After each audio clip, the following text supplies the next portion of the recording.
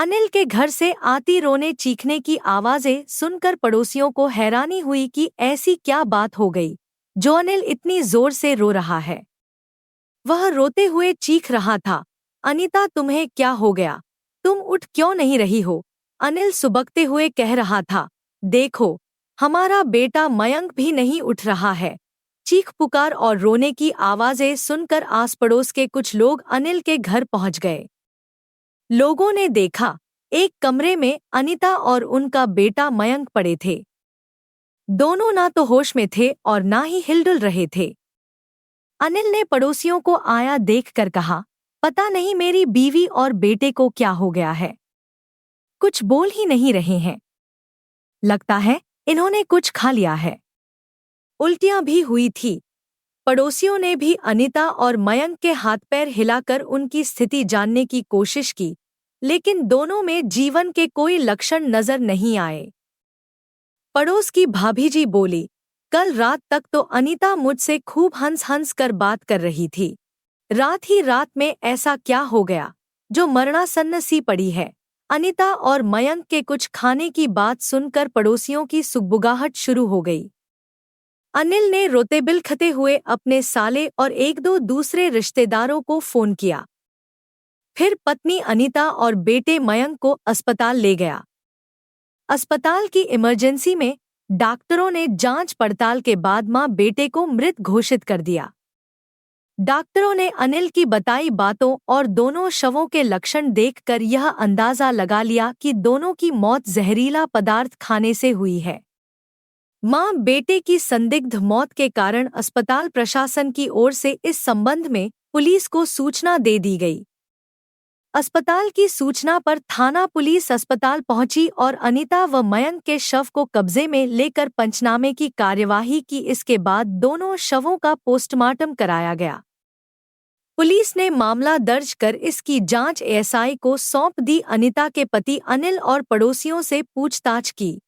पूछताछ में सामने आया कि पड़ोसियों ने अनीता के देवर सुनील को घटना से एक दिन पहले शाम को अनिल के घर पर आते जाते देखा था। यह भी पता चला कि अनिल की साली पूजा भी वहां आती जाती रहती थी। शुरुआती जांच में पुलिस को मां बेटे की मौत का यह मामला संदिग्ध नजर आया। इस पर डीसीपी ने जांच के लिए अतिरिक्त पुलिस उपायुक्त ने एक टीम बनाई। पुलिस ने जांच में तेजी लाते हुए अनिल, उसके छोटे भाई सुनील और साली पूजा के मोबाइल की कॉल डिटेल्स निकलवाई।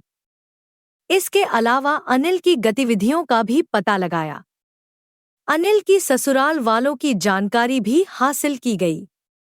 अनिल की साली पूजा के बारे में भी जरूरी सूचनाएं जुटाई गईं। पुलिस ने एक दो बार अनिल और पूजा से पूछताछ भी की। पुलिस की जांच पड़ताल तेज होती देख अनिल को लगा कि पुलिस गहराई में जा रही है। वह राजस्थान की राजधानी जयपुर की कलेक्ट्रेट में बाबू था, इसलिए उसका वास्ता सभी तरह के लोगों से पड़ता था। वैसे भी वह सरकारी कामकाज की सारी प्रक्रिया जानता था। अनिल ने घटना के करीब एक हफ्ते बाद राजस्थान के पुलिस महानिदेशक कार्यालय में इस मामले की जांच के लिए एक परिवाद लगा दिया। दूसरी तरफ कलेक्ट्रेट के अधिकारियों से पुलिस के एक उच्चाधिकारी को जांच के नाम पर अनिल को परेशान नहीं करने की सिफारिश कराई। इन दोनों बातों से उस पर पुलिस का शक गहरा गया। कारण यह कि पुलिस ने अभी तक उससे कोई खास पूछताछ नहीं की थी। पुलिस को अनिल, सुनील और पूजा के मोबाइल की कॉल डिटेल्स मिली तो उनमें कई चौंकाने वाले पहलू सामने आए।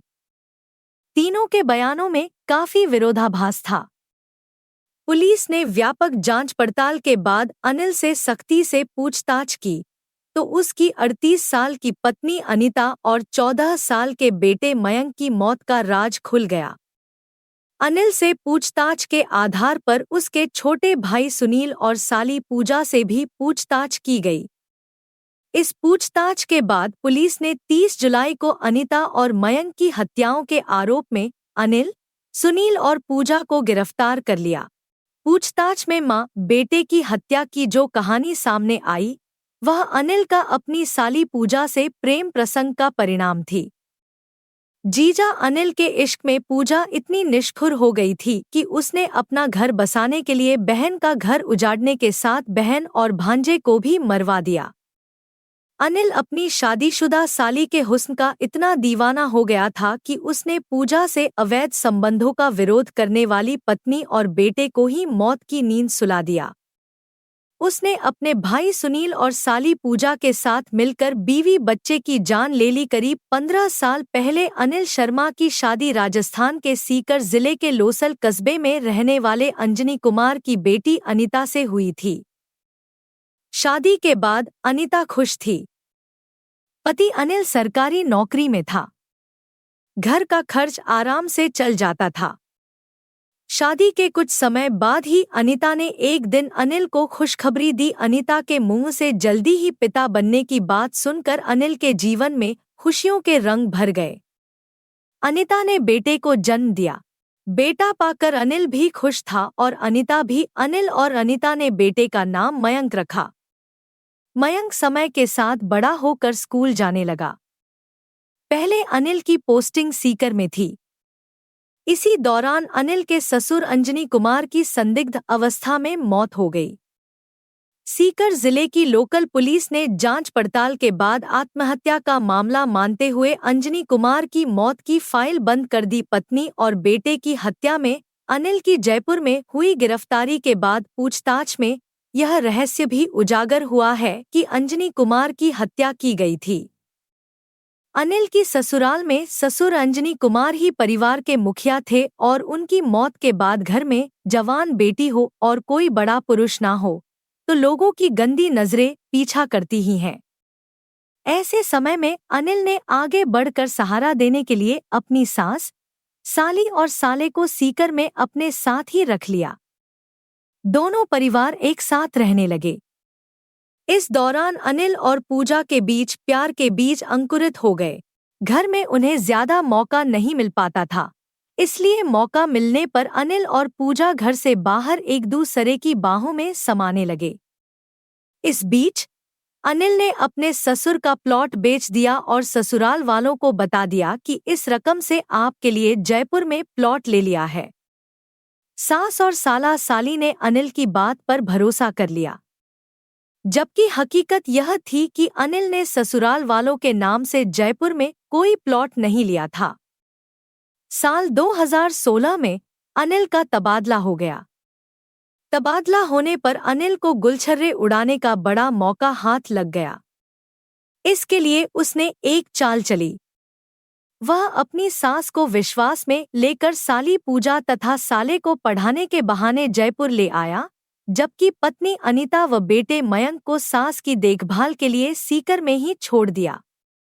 जयपुर आने के बाद अनिल को आज़ादी मिल गई। मन की मुराद पूरी करने के लिए वह साली पूजा को भी साथ ले आया था। जयपुर में उन्हें टोकने वाला कोई नहीं था, इसलिए अनिल और पूजा को प्रेम ज्यादा मजबूत होती गई। जीजा के प्यार में डूबी पूजा अपनी बहन की ही सौतन बनकर अनिल से शादी करने के ख्वाब देखने लगी। बस समस्या यह थी कि दोनों के बीच समाज और परिवार आड़े आ रहे थे। इस बीच अनिल ने जयपुर में मकान खरीद लिया और परिवार को जल्दी ही जयपुर ले आया। जयपुर आने पर अनीता को अनिल और पूजा की करतूतों का पता चल गया। अनीता ने इसका विरोध किया। घर में कलह होने लगी। अनिल ने परिस्थितियां भांप कर सास, साली और साले को अपने मकान के पास ही दूसरा मकान दिलवा दिया। अनीता ने अपनी मां से पूजा की शादी जल्द से जल्द करने पर जोर दिया।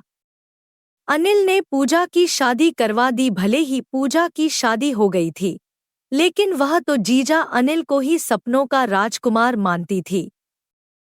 यही कारण रहा कि पूजा शादी के बाद ससुराल बहुत कम जाती थी। जब भी वह ससुराल जाती, पति को नौकरी नहीं लगने का ताना मारकर उससे दूर ही रहती। शादी के बाद भी पूजा और अनिल के बीच दूरियां कम नहीं हुई थी, बल्कि प्रेम की यह बेल एक दूसरे से गुंथ कर बढ़ती ही जा रही थी। इस बात पर अनीता और अनिल के बीच आए दिन झगड़ा होता था। अनिल और पूजा की राह में सबसे बड़ा रोड़ा अनीता और मयंक थे। रोजाना के झगड़े से परेशान होकर अनिल ने ऐसा षड्यंत्र रचा कि सांप भी मर जाए और लाठी भी ना टूटे। अनिल ने इस षड्यंत्र का मोहरा बनाया अपने छोटे सगे भाई सुनील कोडोट। उसने सुनील शर्मा की शादी कराने और जयपुर में मकान दिलाने का लालच दिया। सुनील की उम्र 30 साल से ज्यादा हो गई थी, लेकिन अभी तक उसकी शादी नहीं हुई थी। वह बेरोजगार था। अनिल ने अपने भाई सुनील से कहा कि वह उसकी शादी अपनी साली पूजा से करा देगा। पूजा भी तैयार है, लेकिन उसकी भाभी अनीता और मयंक रोड़ा बने हुए हैं। अगर उन दोनों को ठिकाने लगा दिया जाए तो कोई परेशानी नहीं होगी। पूजा तो अनिल की ग्रिप में पहले से ही थी। भाई भी मिल गया तो अनिल ने दोनों के साथ मिलकर अनीता और मयंक को रास्ते से हटाने की योजना बनाई। इसके तहत अनिल ने मई के पहले सप्ताह में नींद की हाईडोज वाली गोलियां खरीदीं और अपने गांव जाकर सुनील को दे आया। साथ ही उसे पूरी योजना भी समझा दी। अनिल ने अपने भाई सुनील को गांव से जयपुर अपने घर बुलाया। अनिल अपनी ड्यूटी पर चला गया। शाम को ड्यूटी पूरी करके अनिल ने अपनी मोटरसाइकिल पर पूजा को साथ लिया। दोनों जयपुर स्थित अजमेर रोड पर एक होटल में पहुंचे और किराए पर एक कमरा ले लिया। कुछ देर रुकने के बाद योजना के तहत दोनों ने कमरे में अपने अपने बैग और मोबाइल छोड़ दिए। वे होटल से यह कहकर निकल गए कि कुछ देर में आएंगे। सुनील उसी दिन शाम को जयपुर स्थित अपने भाई के घर पहुंच गया। होटल से निकलकर अनिल पूजा के साथ अपनी सास मंजू के घर गया। वहां दोनों ने खाना खाया। कुछ देर बाद सास के घर से पूजा को मोटरसाइकिल पर बैठाकर अनिल अपने घर के लिए चल दिया। घर से कुछ पहले ही अनिल ने अपनी बाइक एक खाली प्लाट में खड़ी कर दी। उस समय रात के करीब 11 बज रहे थे। अनिल व पूजा पैदल ही घर की ओर चल दिए। रास्ते में उन्हें सुनील मिला। सुनील ने बताया कि उसने 13 गोलियां दूध में मिलाकर भाभी अनीता और भतीजे मयंक को पिला दी हैं। पूजा के साथ अनिल अपने घर में गया। सुनील बाहर खड़ा रहा। अनिल व पूजा ने देखा तो अनीता और मयंक बेहोश थे, लेकिन उनकी सांसें चल रही थी। खेल बिगड़ता देखकर अनिल ने पहले से खरीदी हुई सल्फास की गोलियां नींबू की शिकंजी में मिलाकर बेहोशी की हालत में ही अनीता और मयंक को मुंह खोलकर पिला दी। 1-2 गोलियां उनके मुंह में भी डाली। इसके बाद अनिल और पूजा मकान का गेट बंद कर वापस अजमेर रोड वाले होटल में चले गए। सुनील अपने गांव धानोता चला गया। अगले दिन अनिल सुबह अकेला अपने घर पहुंचा और अनीता व मयंक की उल्टियों के बर्तन धोकर रोना चीखना शुरू कर दिया। उसकी चीख पुकार सुनकर पड़ोसी एकत्र हो गए। अब अनिल के ससुर अंजनी कुमार की मौत का मामला भी समझ लीजिए। सीकर के लोसल निवासी अंजनी कुमार की संदिग्ध मौत जुलाई 2014 में घर में बने पानी की हौदी में डूबने से हुई थी। उस समय लोसल थाना पुलिस ने इसे आत्महत्या का मामला मानते हुए फाइल बंद कर दी थी। अब पत्नी और बेटे की हत्या में गिरफ्तार अनिल ने करधनी थाना पुलिस को पूछताछ में बताया कि अंजनी कुमार की हत्या की गई थी। उनकी हत्या में रिश्तेदार और अन्य लोग शामिल थे। अंजनी कुमार की हत्या किस मकसद से किन किन लोगों ने की थी, इसका खुलासा अनिल ने किया है। करधनी थाना पुलिस ने इस मामले में लोसल थाना पुलिस को सूचना भेज दी है। लोसल पुलिस इस मामले की जांच कर रही है। हो सकता है अंजनी कुमार की हत्या का कोई नया राज खुले। बहरहाल जीजा साली के अंधे प्रेम ने 3 परिवारों को बर्बाद कर दिया। अनिल के साथ उसका भाई भी जेल की सलाखों के पीछे चला गया। पूजा ना तो अपने पति की हुई और ना ही जीजा की हो सकी।